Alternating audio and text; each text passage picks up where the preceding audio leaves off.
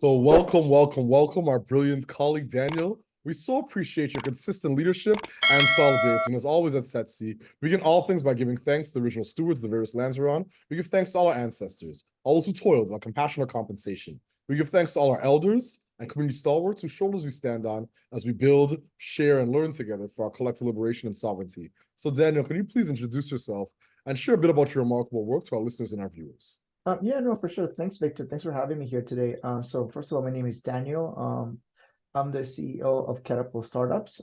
It's a non-for-profit organization, and we help new Canadians, so that's immigrants, newcomers, and refugees, as well with first-time entrepreneurs, launch startups and small, medium-sized enterprises here in Calgary, Alberta, but also across Canada.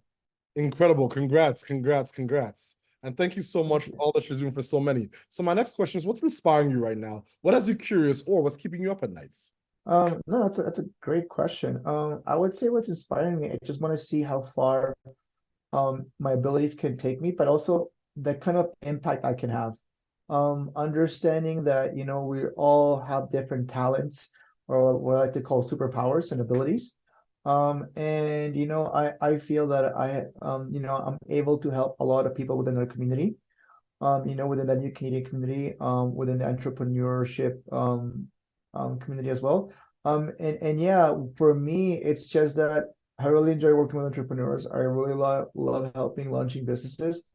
And it's just, let's be honest, any immigrant, newcomer, refugee to Canada is already an entrepreneur because you're willing to start from zero. You move from your country of origin to a new place to start from zero. You're already an entrepreneur. You might not think you are, but you already are. And now you're trying to establish success and build a legacy for your family here, for your children. And I really like to be a part of that. And for me, when I came to Calgary, I mean, I'm from Peru. When I came to Calgary, Alberta, to Canada, I was 10 years old, and there's a lot of people that helped us out, and my family, my parents. It's almost a way of me paying it forward as well. I've been very, I would say, blessed and thankful to having given the opportunity to grow up in a place like Canada, where I've been given all the opportunities that I've had. And I'm just looking to pass that forward and I guess pay it forward in my community at large. Incredible. Congrats. I appreciate that narrative and your journey. And as always, I just really want to give thanks for your visionary leadership and the fact that you're able to share your work, but also make such a remarkable impact to folks that really need it. So my next question is, what challenges and barriers do you and your colleagues face? And what are some of the approaches you're taking to overcome some of these challenges and barriers? I think a lot of the challenges and barriers is just communication. I think people don't know what they don't know, right? So it's always important to focus on communication. And then of course outreach. And for us, what's really affecting, I would say, the new Canadian community, Canadian entrepreneur community, it's access to resource and information. I think understanding how things work here takes a bit of a learning curve. But with the right support and with the right communication, it can really, really have a lot of impact. One of the biggest things that we do for us, it's our intake process and how we kind of help entrepreneurs. A lot of organizations tend to spend how they do their triages within a 15-minute time frame. We try to focus ours within an hour time frame. So we talk to you for an hour and we try to better understand what your need is. I know for some people that might be like, well, Daniel, that sounds like a very not very efficient way of doing business. It sounds like you're wasting a lot of maybe human capital on the initial intake process. What I would say to that for me is that I'm trying to understand the human being behind the entrepreneur to better connect them with the resources that he needs, whether that's Catapult Startup Services or services from other organizations, as we are connected within the Calgary Innovation Coalition and then within the regional, or so within the wider regional innovation, regional economic innovation networks across Canada as well, the reins. So for us, it's all about getting to know that entrepreneur, and within that hour, we bring them a lot of value because we're either trying to understand what the exact pain point is, and you're not going to get that within the first 5 to 15 minutes. You're going to get that at the last 45 minutes when they gain trust. The biggest things that we're seeing and noticing is when we have new Canadians coming in is the trust. It's hard for them to trust government and it's hard for them to trust non-for-profits because they tend to be intertwined. And at least where I come from in Peru, government's not seen as favorable. And I don't know about how, and I kind of sense that in the experience of like, and from talking to other new Canadian entrepreneurs, that's kind of the experience that I get as well. So it's all about building the trust, and we're not gonna get to better understand their pain points and what their problem is and how we can better help them unless we create that trust. So with some of them, we're able to build trust very quickly, and that hour session turns into more of a whiteboard strategy session because a lot of them have the tool that they need. They just need a tidbit of information and up they run. Others, it's about creating trust. So then we can connect them with the right resources. Incredible, incredible. Thank you so much. So, in terms of my next question, I'd love to know more about some of the key priorities you and your colleagues have that you'd like to amplify.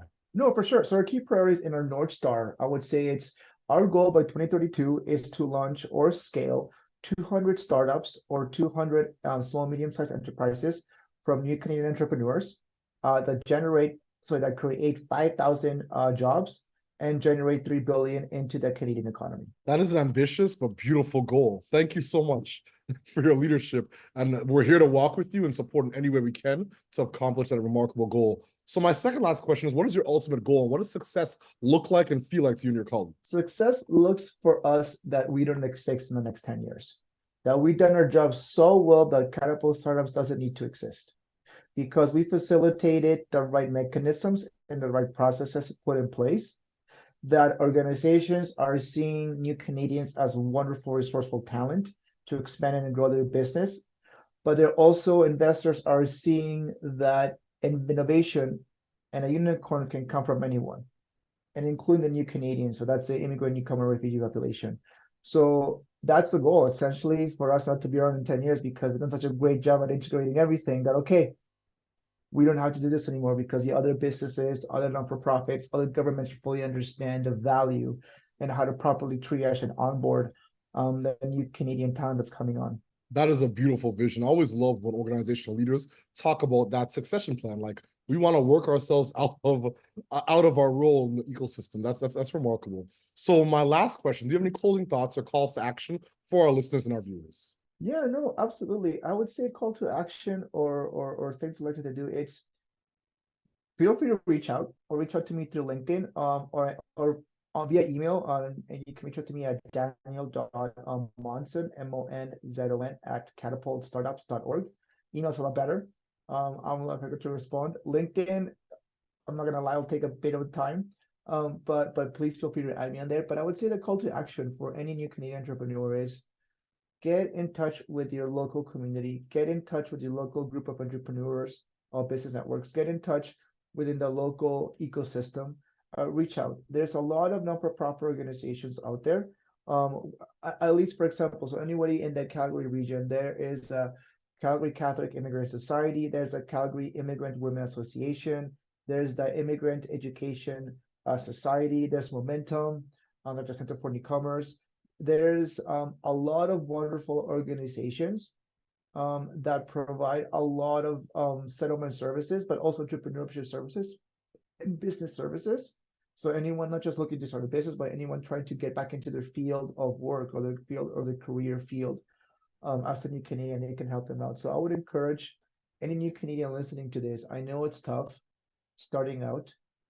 It's a big learning curve, but you can get to where you want to go if you just keep on moving forward and you're open to listening to other members of your community, members from other communities that have experienced what you're experiencing through.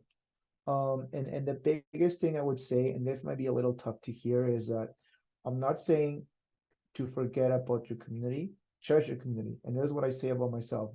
I was born in Peru, but I was made in Canada. And what that means to me is that I cherish my culture, but my business focus is in Canada. And if your business focus or your career focus is in Canada now, we need to adapt to the Canadian business landscape and the Canadian works landscape here. I hear a lot of times, and when my parents used to do this too, and I used to do this too at the beginning, communicate our frustrations with how things were done here because we didn't understand it because it wasn't how things were done back home. And we would always say, well, back home is done this way, and why can't it be done this here? And the longer we would stay in that mentality mindset, the longer we suffered. The ones we adapted to realizing that's okay, we can still love our culture, not saying to change that, but adapt to what things are done here, the quicker and the faster things move for us. And whether that's my dad finding a job in his career space as a CPA, whether my mom finding career space within the energy sector, or even myself growing and being able to understand how the different kinds of opportunities that are out there as well. Incredible. Thank you so much. I love that piece in terms of really placing your lived experience and social location front and center. And I can't say enough how much I give thanks for all the ways that you support so many and the remarkable ecosystem that you're building out and the demonstration of leadership that you consistently provide to so many. It's truly an inspiration. So once again, I give thanks for your leadership. And as always at Setsi, we close this conversation where we began by giving thanks to the original stewards of the various lands we're on. We give thanks to all our ancestors, all those who toiled without compassion or compensation. We give thanks to all our elders and community stalwarts whose shoulders we stand on as we build, share, and learn together for our collective liberation and sovereignty. Thank you so much. I so appreciate you, my friend. And I really give thanks for everything that you're doing. Thank you very much. Appreciate having me here. Thanks, Victor.